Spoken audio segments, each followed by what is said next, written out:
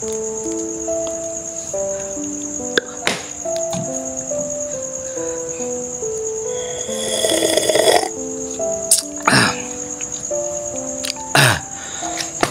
warahmatullahi wabarakatuh, dan selamat malam kembali dengan saya Bang Jako di channel Jalan Kodim.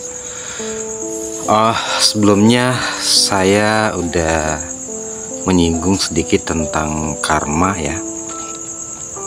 Kali ini kita mencoba untuk membahas lebih jauh tentang karma.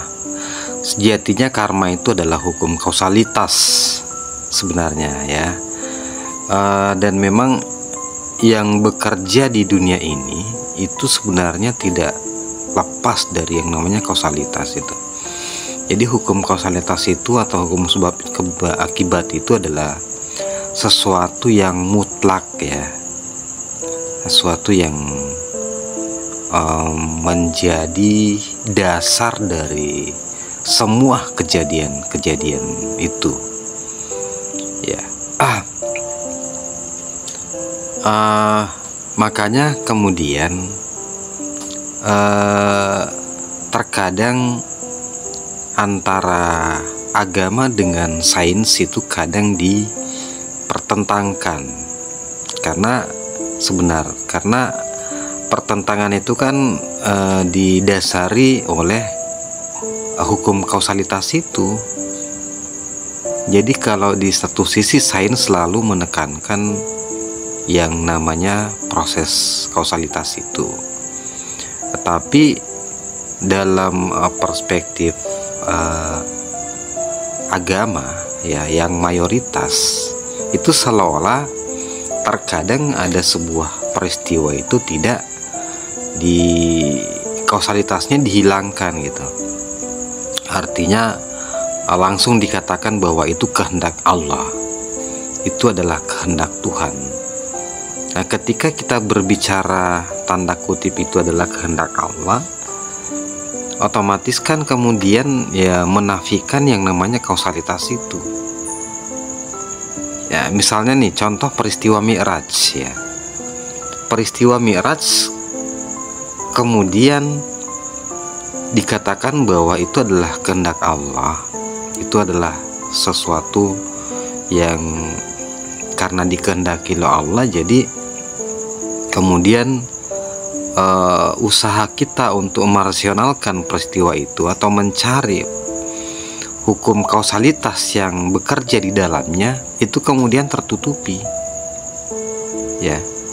Padahal sebenarnya tidak ada yang tidak bisa lepas dari yang namanya hukum kausalitas itu. Tidak ada.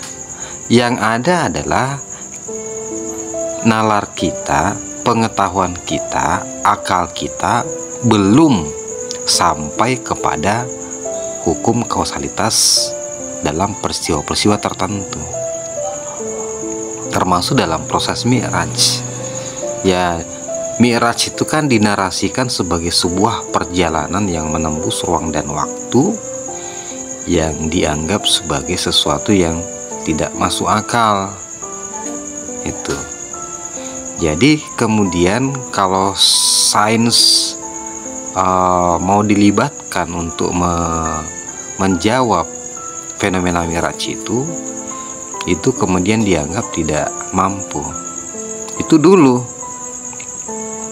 Tetapi sekarang kan ketika teknologi atau fisika kuantum itu mulai ditemukan ya, kemudian apa yang disebut dengan hukum relativitas waktu, kemudian hukum-hukum dimensi, itu kan akhirnya pelan-pelan membuka tabir tentang fenomena Mi'raj itu, bahwa ternyata di situ tetap ada hukum kausalitas yang bekerja. Nah, termasuk karma. Karma sejatinya adalah sesuatu atau gambaran secara konkret tentang hukum kausalitas itu sendiri. Jadi kalau di Quran dikatakan bahwa sebiji zarrah pun yang kita lakukan itu pasti terbalas, ya. Nah, itulah sebenarnya dalilnya, gambarannya, bahwa semua yang kita lakukan pasti akan selalu memberikan efek. Kalau kita mau mengambil sebuah analogi, ya, coba kita berada di pinggir sebuah kolam, ya. Kolam itu tenang, ya, tidak ada riak-riak. Ketika kemudian kita melemparkan batu, ya, sekecil apapun batu itu yang kita lempar, ya, itu pasti akan menciptakan sebuah riak. Nah, ini sama sebenarnya.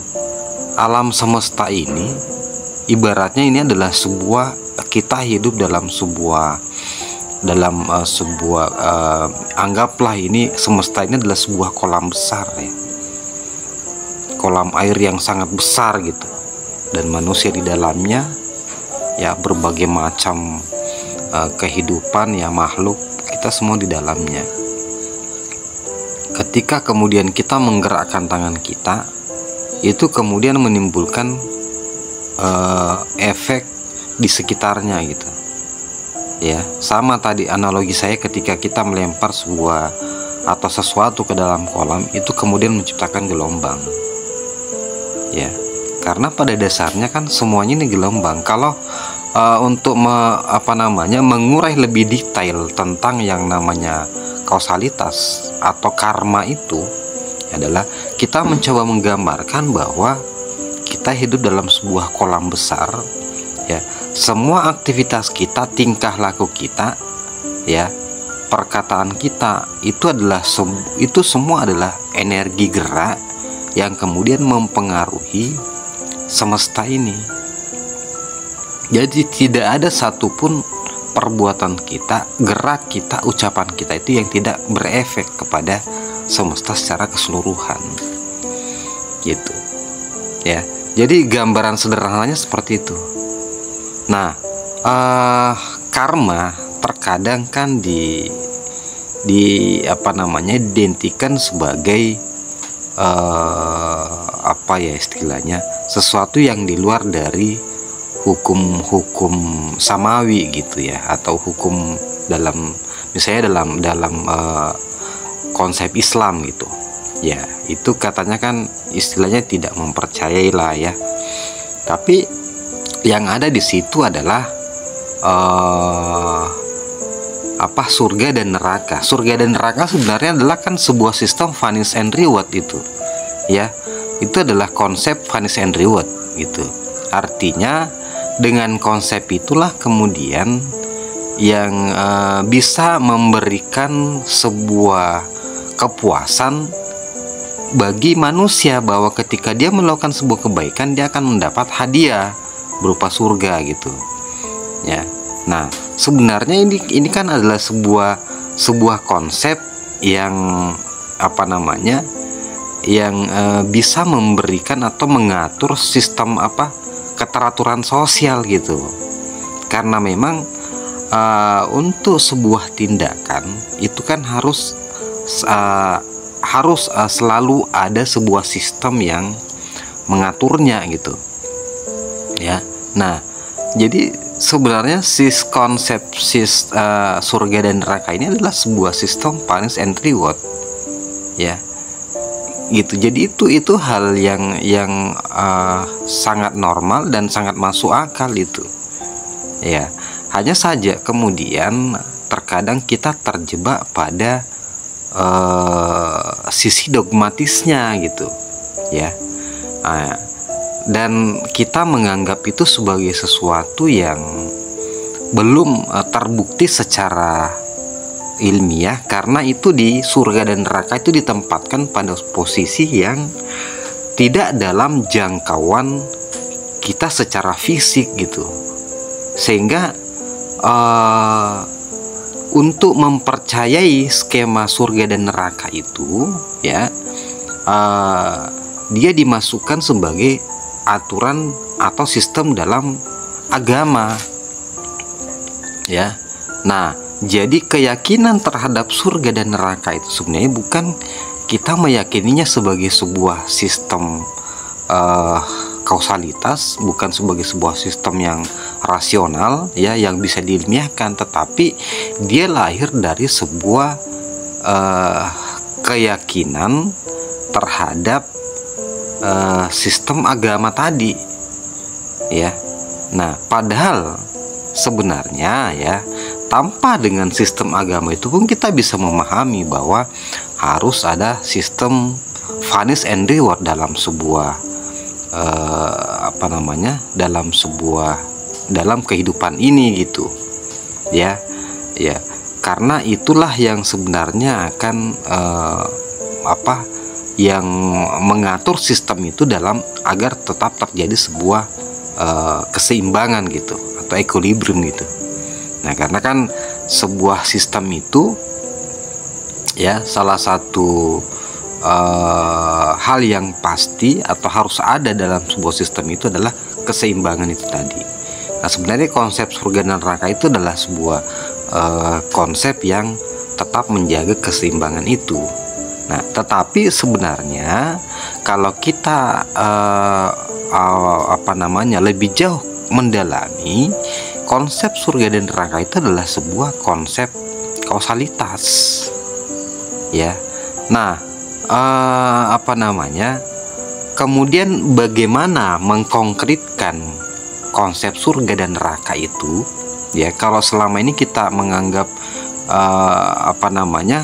kita memperspektifkan surga dan neraka itu berdasarkan kias-kias yang ada di kitab suci atau sunnah gitu ya. Nah, jadi makanya kemudian itu sesuatu yang belum menjadi sebuah keyakinan yang hakul yakin bagi kita, karena kita tidak mengalaminya ya, dan rasionalitas kita itu dibatasi oleh sistem agama tadi gitu ya. Nah, jadi kita meyakininya karena kita harus meyakini atau kita harus menghormati agama kita yang kita percayai gitu. Nah, padahal sejatinya konsep surga dan neraka itu adalah konsep atau wujud dari kausalitas itu sendiri yang kemudian mewujud dalam bentuk karma. Jadi karma ini adalah wujud dari hukum kausalitas itu. Nah, itu. Nah, jadi makanya kan kenapa kalau kita kaitkan dengan kajian saya di sebelumnya ya, di konten-konten sebelumnya, saya mengatakan bahwa kehidupan saat ini adalah alam kubur dari kehidupan kita sebelumnya. Kalau kita menyadari atau memahami seperti itu, makanya secara tidak langsung kita ini kan sebenarnya mengalami yang namanya surga dan neraka itu, bukan dalam bentuk kias lagi, tetapi itu nyata semua ya. Nah, kehidupan yang kita alami saat ini kan sebenarnya adalah sebuah karma ya, atau kalau dalam konsep bilang kita sebut sebagai catatan amal kita di Lauhul Mahfuz. Itu yang kemudian mewujud dalam kehidupan kita saat ini gitu. Jadi makanya kemudian dengan memahami atau menyadari seperti itu, makanya kan kita hakul yakin bahwa ada kehidupan yang ada kehidupan akhirat, ada yang namanya surga dan neraka. Sebiji zarah pun akan selalu dibalas gitu. Jadi kita meyakininya sebagai sesuatu konsep yang ilmiah ya, bukan sekedar hanya meyakini secara yakin atau ainul yakin, tetapi kita sudah sampai kepada yang hakul yakin, karena bahkan pun kita mengalaminya gitu. Nah, itu yang saya maksud bahwa karma itu adalah konsep surga dan neraka itu adalah sesuatu yang sebenarnya mewujud dalam bentuk karma, dan itu sebenarnya landasannya itu adalah konsep kausalitas itu sendiri. Dan kausalitas itu adalah, ya, kalau dalam Islam disebut sebagai sunnatullah, hukum-hukum Allah, ya. Jadi kembali lagi bahwa sebenarnya semua bersumber dari Allah. Makanya kan ada yang mengatakan, mendefinisikan bahwa Allah atau Tuhan itu adalah sumber dari semua kausalitas, ya. Dia adalah kausa prima, gitu. Nah, makanya kemudian semua kontradiksi-kontradiksi kita tentang konsep akhirat, konsep surga neraka, itu kan kalau kita memahami seperti itu kan jadinya clear, gitu.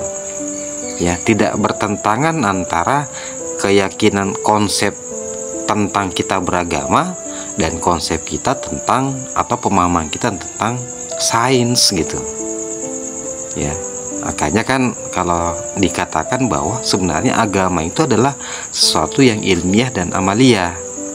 Ilmiah artinya secara rasional, secara akal bisa diterima, tapi secara pembuktian amalia itu bisa dibuktikan, gitu. Nah, itu karena kan konsep ini, makanya kan yang namanya konsep surga dan neraka, ya, punishment and reward, itu kan sebenarnya adalah konsep universal. Semua agama dan aliran kepercayaan kan mengakui itu, ya. Nah, walaupun mungkin dalam frasa yang berbeda-beda, dalam penyebutan yang berbeda-beda, tetapi sejatinya konsep itu semua ada dalam sistem kepercayaan mereka, gitu. Karena kan sejatinya Tuhan itu kan satu, ya. Itu tadi sumber dari semua kausalitas, walaupun berbeda-beda, gitu. Ya, ini makanya kan ada, inilah sebenarnya konsep dari agama tauhid itu. Nah, makanya sekali lagi bahwa saya tekankan bahwa kausalitas itu adalah hukum yang bekerja di semua peristiwa, ya, di setiap keadaan. Nah, konsep kausalitas ini yang kemudian mewujud dalam sistem karma tadi. Jadi kita dalam menjalani hidup ini sebenarnya adalah kita menyelesaikan karma-karma kita, gitu, ya. Jadi apa yang kita perbuat di masa lalu, ya, kemudian mewujud, kita harus menyelesaikannya. Dan karma itu kan tidak mesti harus lintas dimensi dunia dan akhirat. Dalam satu dimensi, ya, dalam kehidupan dunia pun itu sebuah karma itu bisa mewujud. Makanya ada orang yang menyebutnya sebagai hukum karma. Ya, hukum karma itu adalah hukum kausalitas itu, sunnatullah itu, ya, seperti itu. Jadi